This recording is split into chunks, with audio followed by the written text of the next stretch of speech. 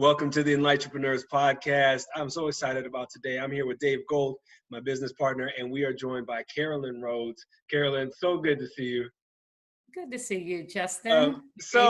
Carolyn is a great human, and we were just talking before we rolled the tape on this interview. Dave and I always talk about being shamelessly idealistic and ruthlessly practical, and Carolyn is someone who just brings both of those together. Her spirit is massive, her soul is beautiful, and she is extremely effective and efficient at her work.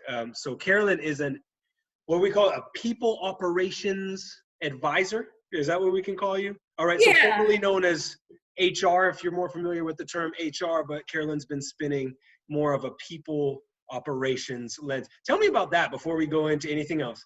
Why are you moving from the HR term to people operations? I think, Justin, for me, it's more about the employee experience. It's no longer about the manager, the employee, and the manager just informing the employee of the things to do, the micromanaging, but really kind of hearing the employee's voice and making sure or ensuring that the employee is being creative and innovative and developed while they're in a role. So I think it's kind of works as a duality with the employee and the manager. And so therefore you're saying, how do we all stay connected? How do we all, be a part to do something great? So that is the employee experience for me, and why the HR term is no longer really used too much, because it's more of HR is more like, HR is just doing things for the company. It's just pushing papers, it's benefits, but it's more than that. Right. It's reach out and touch and really taking in what the employee has to say. Well, and I feel like that's more of a systems approach to the employee experience. You're looking at the employee's whole environment, their whole ecosystem, how that works. And even the word human resource, it almost feels like you're an expendable piece of material or a piece of equipment versus a human having this experience within the company. Right. Absolutely. I think I can't tell you how often I have employees that I talk to and they're like, oh my gosh, I can't believe you're not just a robot. And so I do think that sometimes the fairy tale is that the human resources professional is more like a robot. They're just doing things operationally, whereas you're really kind of taking more of a pragmatic approach. When you're talking about people operations, you're talking about theoretical, you're talking about practical, you're combining all of that in. And so I think that makes more sense now as we move forward. And as we're seeing now, even in this quarantine coronavirus, I think that what we're actually seeing is people are feeling more isolated. They're still connected, but they're kind of isolated. Sure. And employees really are just like, I'm so used to talking to seeing my employees, whether they're at their desk. And now it's a different way of learning. It's a different way of doing things. Now we have these Zoom meetings or FaceTime or Microsoft Teams that are really forcing people into technology. So now you have to listen to the employee and say, hey, do you really know how to use Microsoft Teams? Do you know how to use Zoom? And if not, let's kind of have some training around that. So this is the great opportunity for that. I agree. Yeah, I think too, one of the things that Justin and I talk about a lot is that everyone wants to be seen, everyone wants to be heard. Yeah. And then I'm sure when I met you for the first time 10 minutes ago, I thought, wow, this is someone that knows how to see and knows how to hear. Yeah. The gift that you bring to HR, or what do you call it? People operations. I'm an old guy, so I'm gonna employee experience specialist. I like it. Yeah. And I'm wondering how are you finding that with the new technology this time of being able to still give people the experience of being seen and being heard, even though they're not being physically seen and being heard, and Yeah, so I think that comes with these what I like to call crucial conversations, right? That you start having with your leaders and saying, what does our technology programs look like? Because in larger corporations, everyone is self-paced. You study on your own, but really kind of looking at more technology programs and seeing, from time management, does the employee actually have time? What does that schedule look like to be able to learn those tools and resources? As well as maybe develop a professional development program, right? And allocating monies across the board so that employees will have the opportunity to take a class online to learn. I always tell even those that, and I can speak for myself. I remember being a single mother, at 21, really didn't have a lot of resources, and really didn't know too much about technology. Now I love it, but I really self-taught. I taught myself while teaching my son at the same time. So I always tell people it's not about the resources or having the money at your disposal. If you have a computer at home, this is the best time to trial and error, just learning on your own. You can't really mess up anything. And there are a lot of free tutorials out there. So I think, for me, it is about, really talking to, advocating for employees, really saying that there are some technology tools that we need to have. We need to do better around our time and our project management. And, really just informing employees, being very transparent about that. One of the things I've been doing, I've been going and talking to my employees is let's have a meeting. Let's just talk. We never talk. Why is it that we do not talk? In a world where we're so connected, why is it that we do not talk? Right. So I'm even on the phone, let me help walk you through this. And I think that's one of the ways, David, I think more ways in which we can, really, start enhancing employees and getting people to be more familiar with technology. So what would you say to the leaders right now who are feeling completely overwhelmed and thrown off kilter with all this stuff, right? And they've never communicated this way with their teams. They're used to, management by walking around, as that saying goes.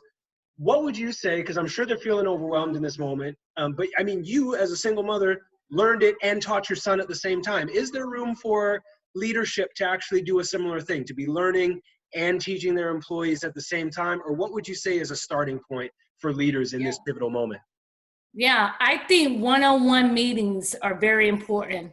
This is the time not to really manage the work itself, but to say, okay, I like to do what they call chunking.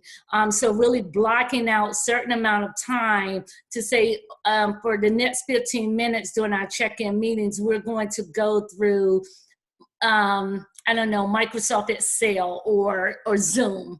And then we would manage, and then began to look at other projects and work. So I would use those ways to work with managers. I will also say that managers, need use this time to really look into other tools and technologies that are user-friendly for them, and incorporate that into their meetings with their employees. This is also the time for the employee to kind of talk to their managers and say, hey, I've been feeling this type of way. You've been micromanaging me. You want to see what time I'm online, Sure. Whatever this could be. This is the time to have that open dialogue about what it means to work remotely. Does it mean that setting some clear expectations and guidelines around what it is? I expect you to be online between 8 and 2. If you're away, set your Skype or your team button to be, as indicated as if you're away.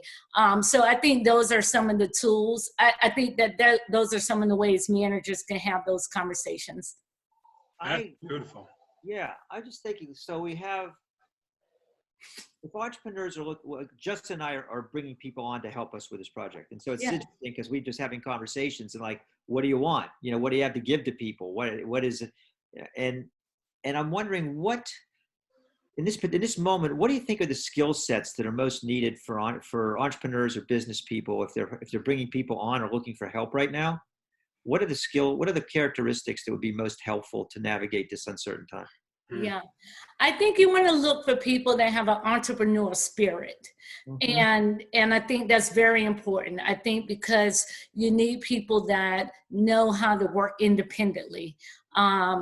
And also people that are disciplined. If people are more of an entrepreneurial spirit, have an entrepreneurial spirit, they're very disciplined. People that started businesses before or work remotely before.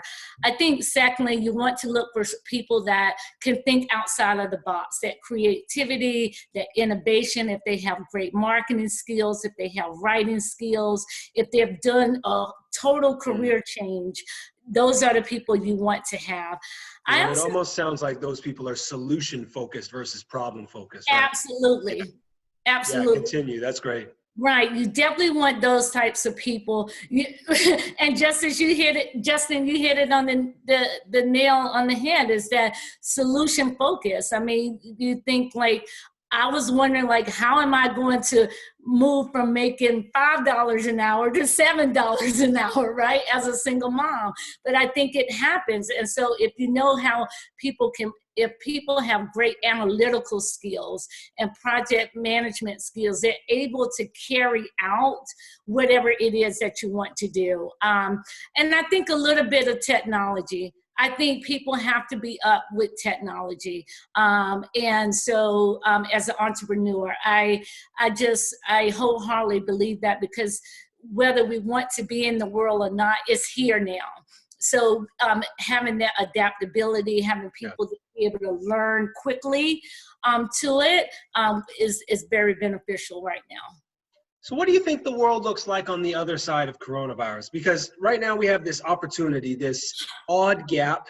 How can we actually find opportunities in this that position us even better as teams on the other side? That's a great question.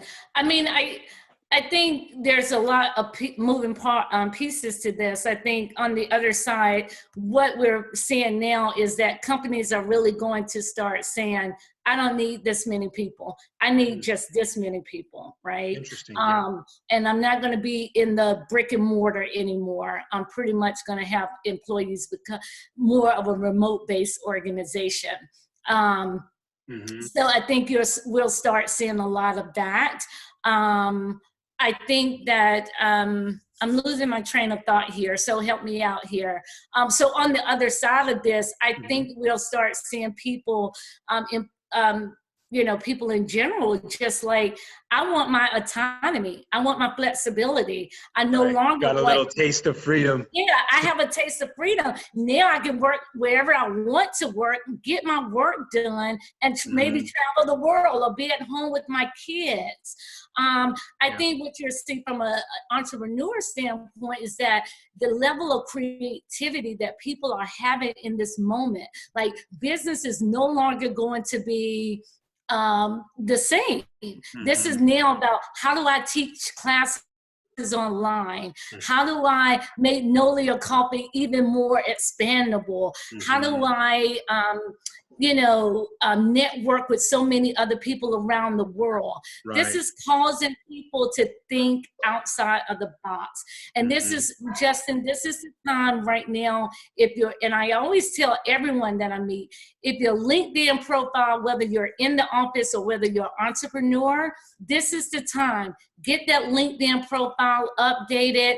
Get your resume updated, your business plan updated. Start chunking that time out, because no one is really going to be, it's just a different wave. And this is the opportunity to, like, reach out and connect with people all over the world. I can tell you that when I was, I did a pilgrimage back in 2015. I don't know if you knew this. No, and and I was away from the United States for about 30 days and had no connection, not even to my son. And what I've learned from that is that backpacking and hiking 25 miles every day and not knowing where food was going to come from, I was just like, people were taking me into their homes. They were taking me, they were feeding me, opening the door up. And I share that to say, I say that to say, is that people are willing to help. Yes. So this is the opportunity, not just to sit at home and eat cookies, and while they're good, you know, this is right. good. But this is not the time. This is the time on the other side to get motivated, to be generally like, what else can I do? The possibilities are endless. Yes. So I can go on about that, but I think the main thing, Justin, I want to say, if I don't share anything on this call, is that in Tim Ferriss, the 4-Hour Work Week, he talks about this, and I think this is very important. It is finding your muse, finding out why you want to do what it is that you want to do. And I think that's important as we're on the other side, coming on the other side of Corona, finding out what it is you want to do and why you want to do it, and run with that. Once you know the why, you can do, you know the purpose. Yeah. Right. Well, and I think the why also helps you pivot, you know, so like, for example, at Nolia Coffee, people would always ask me, you know, they would say, okay, you have a great coffee shop. I said, no, we have a community shop that serves great coffee. If I was a coffee shop, I'd be very upset right now. But because I'm a community shop, and the why is so strong, we can pivot and say, okay, how do we really still be involved in people's lives? How do we make online resources or, you know, all these types of things to be in people's lives? Because it's not really a coffee shop. The why is so much deeper. So I think you're right. Dave, you were saying something? Yeah. I mean, one is I don't get to quote Nietzsche very often, nor do I need to, but he said that he said a person that has a why can find almost any how. Oh, yeah. And it's beautiful. And I think there's something else you said that tied into something we said off camera before we started. You were talking about Brene Brown of vulnerability. And what we found, you know, there's people, this is so great. One, being in business with Justin, and two, just having this podcast to bring people in like you, is what that experience, that pilgrimage taught you to trust. Right? Absolutely. And that's what you were vulnerable. You made yourself vulnerable. You trusted life, and life rewarded you. And now you're a different human being because of it. Absolutely.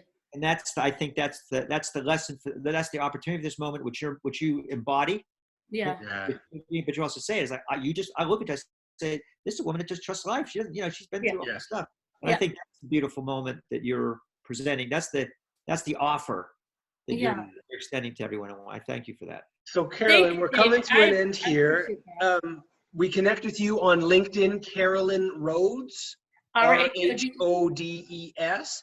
Now, you mentioned LinkedIn briefly, that people should be getting their LinkedIn profile. I know you're active on LinkedIn. So how about finish with a couple tips on do's and don'ts for setting up your LinkedIn profile during this time? Because this is going to be really practical. Do's, be yourself. Oscar Wilde says, be yourself. Everyone else is already taken.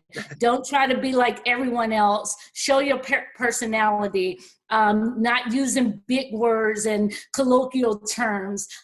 Streamline your roles and responsibility as you're talking about jobs down to a minimum. You don't need your job description. Just focus on those things that you've done and completed. And so also with LinkedIn, start connecting with the industry in which you want to be a part of. I think that is a good thing.